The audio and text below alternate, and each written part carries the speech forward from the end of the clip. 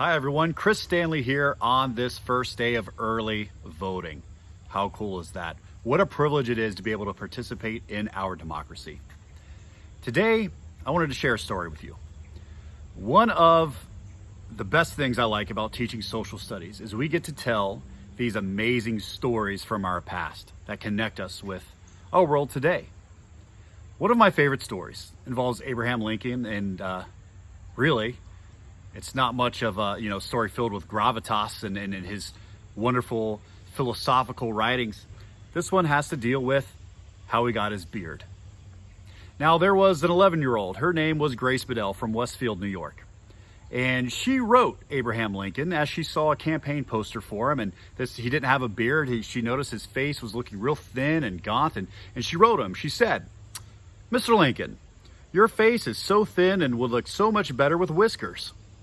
All the ladies like whiskers, and they would tease their husbands to vote for you. If you say you'll grow whiskers, I'll tell my daddy and brothers to vote for you, and I have 5 brothers." Well, Lincoln thought that sounded like a pretty good amount of extra votes that he was going to need in New York, and so he wrote her back. He said, "Dear Grace, if you think these whiskers will make my face look better and they can get me votes, well then I'll do it." And of course he did. He was elected. And then 3 months later, on his train ride to his inauguration in D.C., they made sure to stop in Westfield, New York, and they had told her parents ahead of time to make sure she was there. And he got out and was giving his speech, and he said, "Is there Grace Bedell in the crowd?"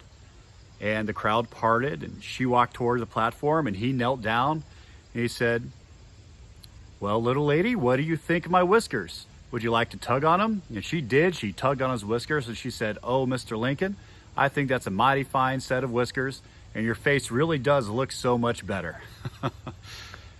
And we can say that little Grace Bedell literally changed the face of history.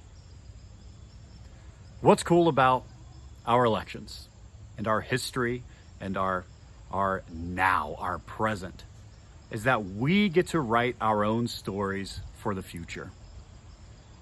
We get to tell our own children and our grandchildren, and our progeny will be reading about our time right now, 50, 100, and 200 years from now. We can write our story that Ohio is going to be a place of opportunity.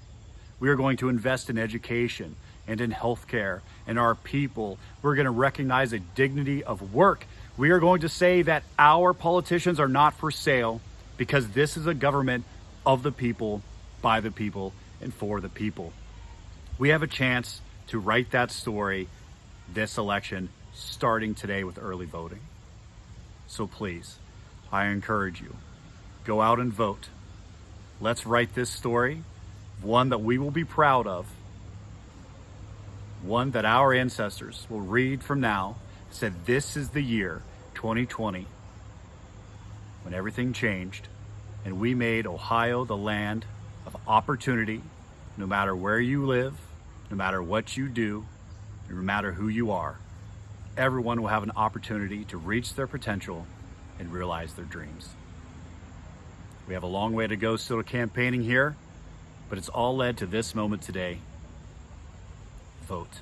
Let's write our story. Thank you, everyone.